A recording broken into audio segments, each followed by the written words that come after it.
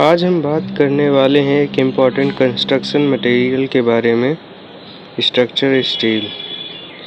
ये topic civil engineering और competitive exams दोनों के लिए बहुत ही इम्पॉर्टेंट है।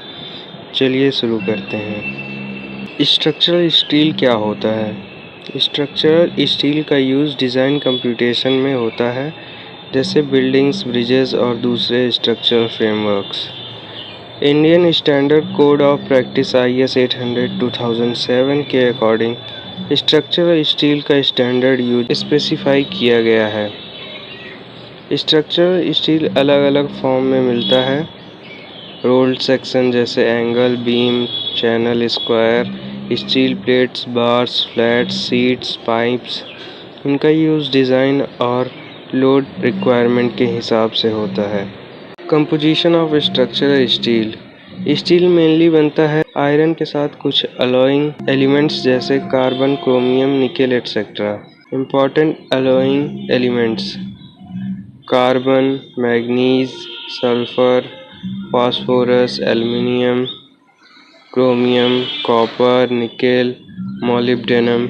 कार्बन सबसे इम्पॉर्टेंट एलिमेंट है। अगर ज़्यादा हो गया तो स्टील ब्रिटल हो जाता है। स्ट्रक्चरल स्टील में कार्बन की मात्रा 0.15% टू 0.30% के बीच होनी चाहिए। मैग्नीज ये स्टील को टफ बनाता है और वियर रेजिस्टेंस बढ़ाता है। Typical range 0.5% to 1.70%।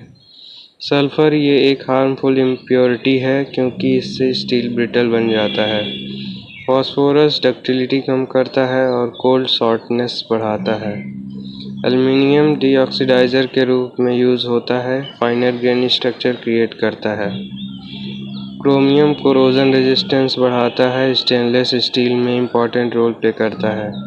Copper corrosion resistance के लिए यूज़ होता है, लेकिन ज़्यादा होने पर स्टील ब्रिटल हो सकता है। निकेल डक्टिलिटी और टफनेस बढ़ाता है, स्पेशली लो टेम्परेचर्स में। मोलिब्डेनम हार्डनेस और स्ट्रेंथ इंक्रीज करता है, हीट रेजिस्टिंग स्टील में यूज़ होता है।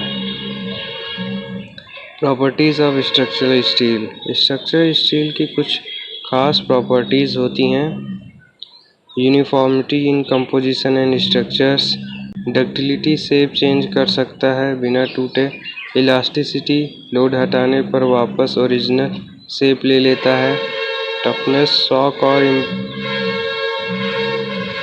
शॉक और इम्पैक्ट एब्जॉर्ब कर सकता है, प्लास्टिसिटी फोर्स लगने पर परमानेंट डिफॉर्मेशन एक्सेप्ट करता है।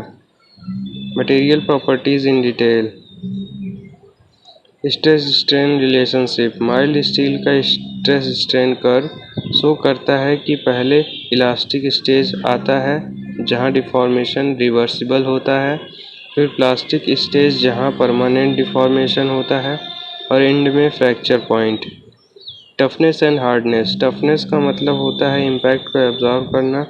Hardness means surface resistance against indentation. ज़्यादा हार्डनेस इज इक्वल टू ज़्यादा वियर रेजिस्टेंस। तीसरा है क्रीप एंड फैटीग। क्रीप जब स्टील लॉन्ग टाइम तक हाई टेम्परेचर और लोड में रहता है तो धीरे धीरे डिफॉर्म होता है। फैटीग बार बार लोड लगने से फेल्योर हो सकता है, इवन बिलो यील्ड स्ट्रेस।